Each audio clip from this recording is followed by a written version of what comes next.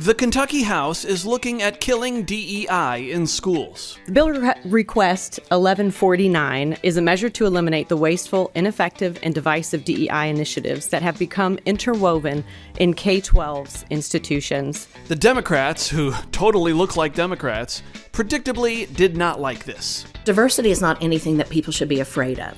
But it was Rep. Sarah Stalker's self-hating comments that got people's attention. I'm going to be honest, I don't feel good about being white every day. For a lot of reasons. Because it's a point of privilege. That I get to move through the world in a way that so many of my other colleagues and friends and family members of the community don't get the privilege to do. Okay, hold on right there. We'll get back to this lunatic in a second, but I want to show you something first. I'm sure you've heard of Alex Stein, who became famous by trolling city council meetings. I can have an abortion! You have to take your hands off my vagina right now! You do not own my uterus! But there was another guy named Cassidy Campbell who also partook in the fun. There's one line he delivered so beautifully that always reminds me of self-hating whites like this. Every night I lay on my pillow and I pray that Dr. Fauci will make a vaccine for white supremacy. I hate myself! Thank you. That's your time. Appreciate it. So all I really hear is, I don't feel good about being white every day. I hate myself! I'm going to put Cassidy's entire speech at the end of this video because it's so hilarious and so brilliant. And I hope you'll quote, I hate myself, like I do every time I run into a libtard in the wild. But first, let's listen to some more of this nonsense from an actual elected official. And I'm just a female, but just a woman, just a white woman. Oh man, there's so much room for a joke here, but I'm just going to let it go. If I was a white man, I would be functioning from a point of an even greater privilege. DEI, I, inclusive, diversity, equity, inclusion. Inclusion, it's about including everyone. White people have never been excluded.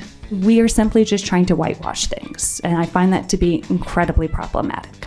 Okay, sure thing, ultra-privileged, but not as much if she was a man, white lady. Anyway, here's Cassidy's hilarious speech, unedited, as I promised. In 2015, Bernie Sanders woke me up. My openly gay 6-year-old transgender nephew wanted something different than most kids for his birthday.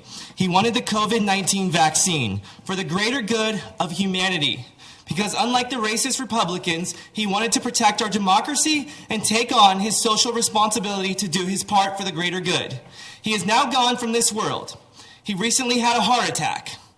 But the doctors say they don't know what caused it, but I know what caused it. It was a stress from the Donald Trump supporters and the science deniers. Racist, bigot, homophobe! Now, you might recognize this man as one of the most evil men, if not the most evil man in history, is what you call him. But I have somebody who is much worse. His name is Donald J. Trump. Now, let me tell you why Donald Trump is worse than Adolf Hitler. Number one, Donald Trump hurts my feelings and Hitler does not.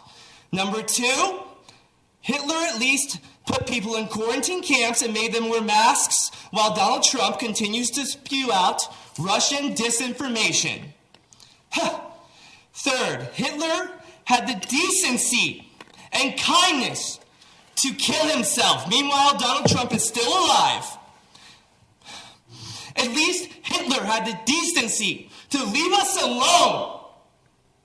Trump, on the other hand, refuses to kill himself and makes him significantly worse.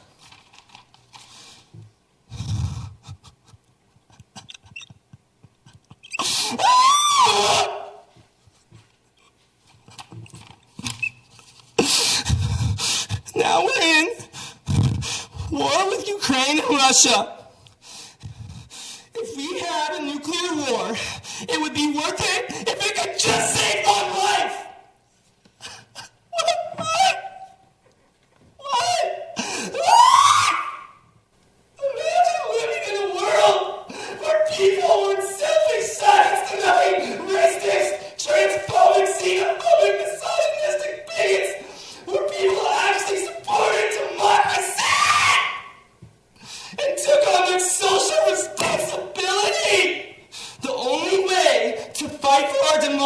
is to get vaccinated while supporting Ukraine in the fight. And that is your social responsibility. Everybody! One of the people I look up to, who I've begun to love, is Klaus Schwab, and he said by 2030, you will own nothing and be happy. And I stand with him because I am not selfish. And those who stand against it are selfish.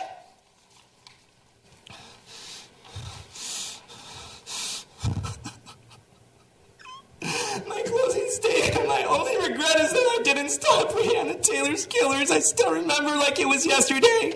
I was shopping at Target in the Pride section looking for a shirt for my 6-year-old openly gay transgender nephew after I got off work at Starbucks where I'm a barista. But at least I know that I was helping the LGBTQ community while Breonna Taylor was killed. Every night I lay on my pillow and I pray that Dr. Fauci will make a vaccine for white supremacy. I hate myself! Thank you. That's your time. Appreciate it. Well,